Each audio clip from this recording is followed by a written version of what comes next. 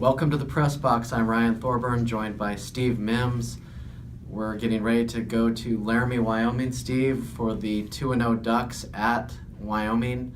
Kind of an interesting non-conference game for a Pac-12 team, one that was scheduled a long time ago, but it should be fun. Yeah, first time Oregon's gone to a group of 5 stadiums since Boise State and Chip Kelly's debut.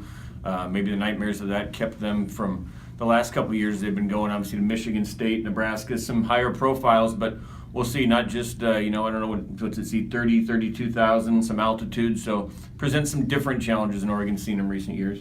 Oregon, the first 6 quarters of the season was really electric on offense, 119 points. Obviously, they didn't score in the second half against Nebraska. A lot of folks are a little bit disappointed, had some Alamo Bowl flashbacks. Willie had a Texas A&M nightmare there for a moment, but what I took away from that is it's a positive because the defense came up with 4 interceptions and really they leaned on their defense to hold on for that win. I mean, that would have been a nightmare scenario last year with the defense. Yeah, and that's what you say. I mean, the key to it is that it didn't turn into the Alamo Bowl. It didn't turn into UCLA. It turns into one where you can walk away with a 7-point win. You get the win over Nebraska. You wonder if they give up the lead and they lose that game, does the defense all of a sudden go, here we go again? But whether, they gave up 35, which is the same they gave up to Nebraska last year, but I think they come out of it feeling a bit better just because of the way they finished. Jim Leavitt, a lot of coach speak this week, including praising Wyoming's quarterback, but in this case, he's not alone. Josh Allen is considered possibly the number 1 pick in the draft. Adam Schefter got that buzz going right after last year's draft.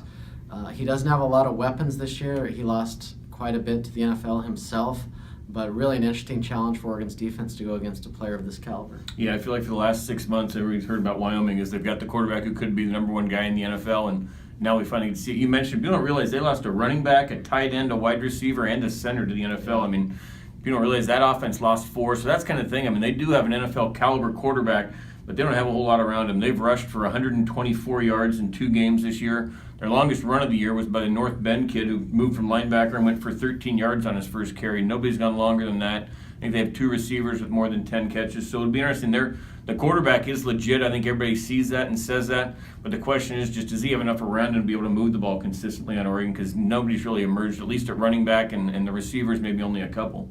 Yeah, before the season, I thought this was definitely a trap game for Oregon coming off Nebraska. They start Pac-12 play next week. We knew about Allen. But when you kind of dissect it, I mean, Oregon's averaging 59.5 points a game, Wyoming 15 points a game. It's hard to see Wyoming outscoring Oregon, but at the same time, Wyoming's defense is a lot better than they were last year. Yeah, and, Josh Allen led him to 3 points against Iowa through, I think, 2 interceptions. Last year through 5 interceptions against Nebraska. So he hasn't come up big in big moments. And the team last year, they hadn't had a lot of NFL talent around him. So I agree with you. I think it's hard to see this team coming out and putting up 28, 35 points. They put up 27 on Gardner-Webb. So I think if you're Oregon, you certainly feel like you should be able to keep them below whatever the Gardner-Webb's kept them to. Is there any concern at all that Oregon doesn't win this game? I mean, I do see it being closer than the 14-point spread just because the altitude, the travel. It's going to be hard for Oregon's players to get up for this the same way they did for Nebraska. Leavitt's going to warn them about that, but I see them, eking out, maybe a 40 to 28 type of game. Yeah, and also, going on the road, different coaches have different kind of routines on the road. And so this will be the first time Willie's taking a group on the road, the first time they know how they're supposed to dress on the plane, where they're going, what their meetings look like, what their game day looks like. So I do think there's some of that maybe you get used to, and there could be some adjustments that. But yeah, I mean, I just, like I say, I have a hard time right now. You see, Wyoming gave up 27 to Iowa. I think Oregon's going to put up more than they did. And, like I say, they scored 27 on Gardner-Webb. I don't think they're going to do that. So I see Oregon winning this thing. But yeah, I mean, if that crowd gets into it and this thing's 14-14 at the half and that crowd knows that they got a chance, I think in the second half it could turn interesting. I think the other interesting scenario would be if Oregon has a comfortable lead at halftime and all of a sudden Wyoming starts making a comeback like Nebraska did.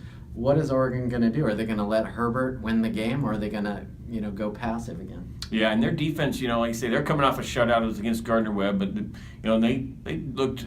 Jim Lev was talking about their defense looked pretty good against Iowa. They gave up a couple things late, so their defense is actually kind of what Craig Bohl seems to be the happiest with right now, as opposed to the offense where they're just trying to find some playmakers to go around Josh Allen. All right, well, stay tuned. We'll have a post-game report from 7,220 feet. See you then.